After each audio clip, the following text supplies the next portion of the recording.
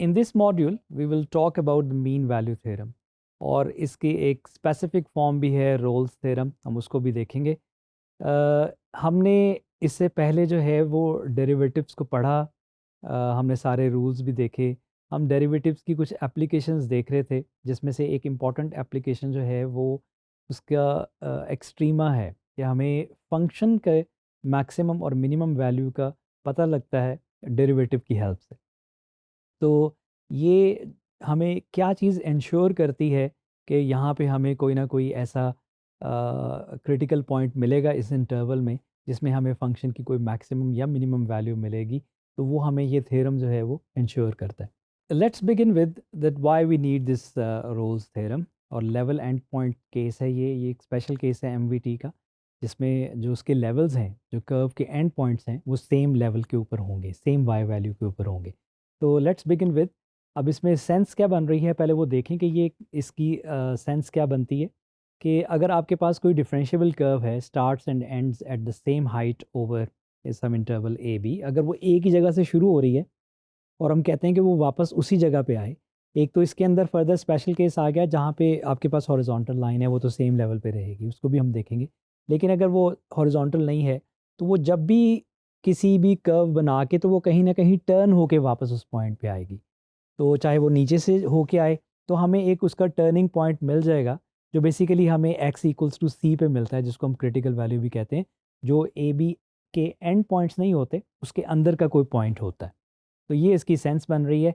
इसको अगर हम एक फिगर से देखें, तो आप देखें कि एक कर्व है और वो सेम लेवल से शुरू हो रही है ए पे, और इवेंचुअली वो बी पे सेम ही लेवल के ऊपर आके एंड हो रही है। तो उसके अंदर हमें लाजमी एक x इक्वल्स टू सी मिल जाएगा, जिस पे फंक्शन जो है वो टर्न हो रहा होगा। और जहाँ फंक्शन टर्न हो रहा होता है, वहाँ पे जो टेंजेंट है, वो आपके पास उस पॉइंट के ऊपर टेंजेंट जो है वो हॉरिजॉन्टल होता है। तो ये हमने उसका एक पिक्चर देखी। इसमें जो हाइपोथेसिस हैं, जो हमने चीज़ें एज्यूम करनी है जब ये आपका जो थ्योरम अप्लाई होगा, वो तब होगा कि फंक्शन जो है वो कंटिन्यूस हो ए बी इंटरवल में, और डिफरेंशिएबल हो उस within that interval a b. और इस रोल्स थ्योरम में ये भी है ज़रूरी कि जो फंक्शन की वैल्यू है स्टार्टिंग पॉइंट के ऊपर और एंड पॉइंट के ऊपर, वो इक्वल हो। एक हम इसकी क्रॉस एग्जांपल देखते हैं कि जिसमें ये कोई इसमें से हाइपोथेसिस नहीं उस पे अप्लाई हो रहा होगा और वो थ्योरम उस पे अप्लाई नहीं होगा। हमने एक एग्जांपल ली है, f of x equals to absolute value है एक्स माइनस वन और प्लस वन, और हम 0 टू इंटरवल में देख रहे हैं। अब अगर हम इसको डायग्राम देखें इसकी, तो यहाँ पे क्या हो रहा है कि आपके पास जो एंड पॉइंट्स हैं वो तो सेम हैं। अब यहाँ पे जब x इक्वल्स टू वन और y इक्वल्स टू वन पे जब वो वहाँ पे टर्न ले रहा है, तो वो टर्न एक कस्प की शक्ल का है, जहाँ पे हमें जो हमारा जो टेंजेंट है वो हॉरिजॉन्टल नहीं होता। तो इस केस में हमें एक सी नहीं मिल रहा जहाँ पे फंक्शन जो है वो टर्न हो रहा हो। तो ऑन 0 टू, अब वो इसमें कौन सी कंडीशन नहीं वैलिड हुई?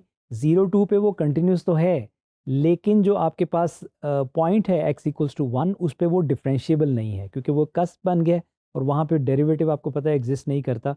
तो we don't get any horizontal tangent. और ज्योमेट्रिकली आप इसको कैसे देख रहे हैं कि एटलीस्ट वन इंटीरियर पॉइंट आपको मिलेगा जब भी इस तरह का सिनेरियो होगा जहाँ पे टेंजेंट जो है वो हॉरिजॉन्टल होगा, बशर्ते कि वो कंडीशंस फुलफिल हों जो थ्योरम की रिक्वायरमेंट है।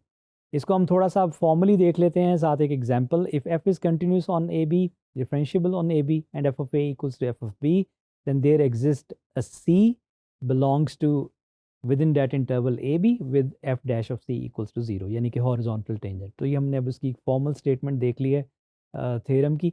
इसमें एक एग्जांपल देखते हैं। फंक्शन है x squared minus two x और इंटरवल हमने लिया है 0 टू। अब ये इसमें जो है वो कंटिन्यूस भी है और इसमें डिफरेंशिएबल भी है। You can see from that graph कि हमें जो है वो 0 से हमने स्टार्ट किया, 2 पे हमने उसको एंड किया, तो हमें एक टर्निंग पॉइंट मिल गया x इक्वल्स टू वन के ऊपर, जहाँ पे उसका जो डेरिवेटिव है वो 0 होगा।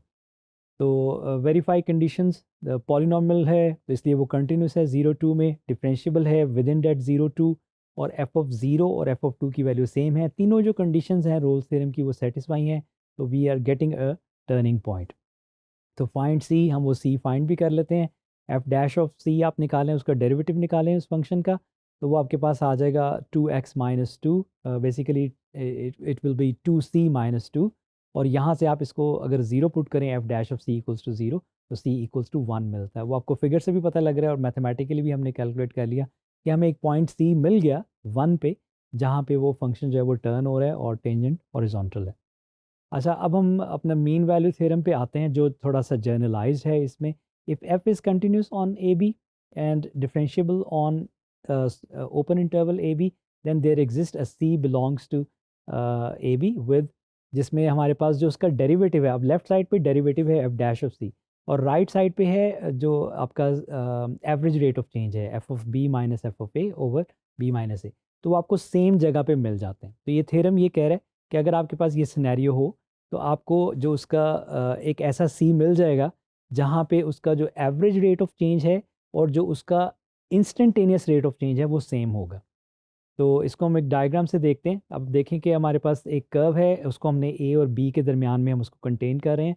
तो उस पर अगर आप एक सीकेंट लाइन ड्रॉ करें तो आपको एक सीकेंट लाइन उसमें मिल रही है, उसकी एक स्लोप है उस सीकेंट लाइन की, और ये जो स्लोप है सीकेंट लाइन की, ये एवरेज रेट ऑफ चेंज को शो करती है। और हमें दो पॉइंट्स मिल रहे हैं उसके दरमियान में C1 और C2, जिन पे जो टेंजेंट लाइन की स्लोप है वो सेम है उस सीकेंट लाइन की स्लोप की। तो ये हमें इसमें पॉइंट्स मिल गए सीज की शक्ल में C1 और C2। ये एक पॉइंट भी हो सकता है, दो भी हो सकते हैं, डिपेंडिंग ऑन द कर्व, ज़्यादा भी हो सकते हैं। लेकिन जो फोकस है वो ये है कि हमें ऐसे क्रिटिकल पॉइंट्स मिल गए हैं जहाँ पे जो टेंजेंट की स्लोप है और वो जो सीकेंट की स्लोप है वो सेम है। तो हमें उस इंटरवल के दरमियान में वो चीज़ मिल गई, what we are looking for in this mean value theorem.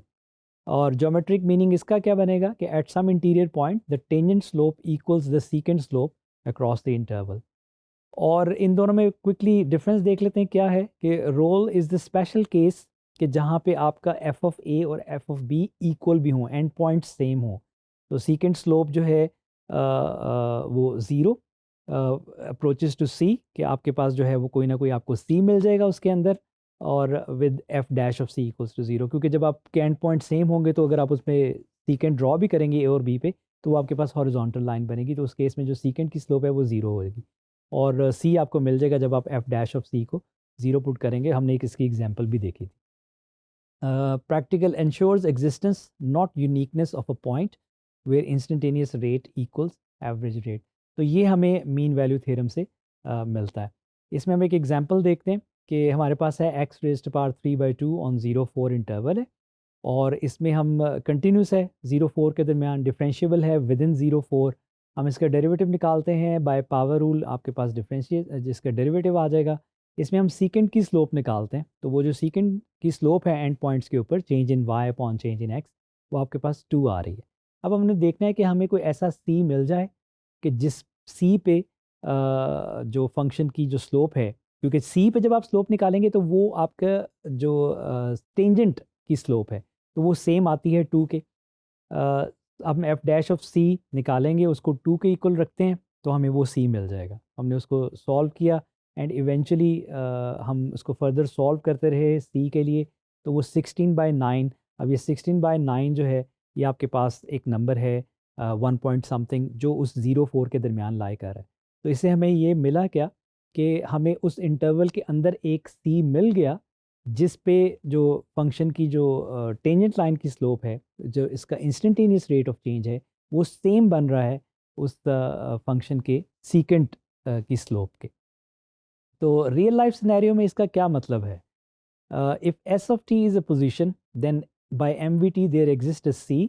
अब अगर हम यहाँ पे एक पोजीशन ले लेते हैं कि एस पोजीशन को डिनोट कर रहा है किसी भी व्हीकल की, किसी ऑब्जेक्ट की एट टाइम टी, तो जो बाय मीन वैल्यू थ्योरम क्या था कि जो उसका इंस्टेंटेनियस रेट ऑफ चेंज है जिसको आप वेलोसिटी कहते हैं, और जो उसका एवरेज रेट ऑफ चेंज है, वो कोई ऐसा नंबर हमें मिल जाएगा जहाँ पे उसकी जो एवरेज वेलोसिटी और जो उसकी इंस्टेंटेनियस वेलोसिटी है वो सेम होगी।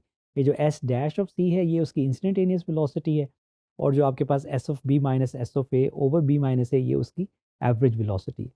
तो ट्रैफिक इंटरप्रिटेशन के में इसका क्या मतलब बनता है कि अगर आपकी एवरेज स्पीड आपकी कार की 65 माइल्स पर आवर थी ओवर एन आवर, एक आवर के इंटरवल में, तो कोई ना कोई एक ऐसा मोमेंट ज़रूर होगा उस इंटरवल, उस 1 आवर के इंटरवल में, जिसमें उस कार की एक्चुअल स्पीड भी 65 माइल्स पर आवर। तो ये उसका जो है वो सेंस बनती है in this real life scenario. अब इसमें जो है वो जो ज़रूरी चीज़ है वो क्या है कि MVT needs a differentiable s on a b and continuous on a b. ये वही है जो थ्योरम की बेसिकली कंडीशंस हैं जो होना ज़रूरी हैं, तब आप उस थ्योरम को अप्लाई कर सकते हैं और आपको ऐसा सी या ऐसे एक से ज़्यादा सी मिल सकते हैं।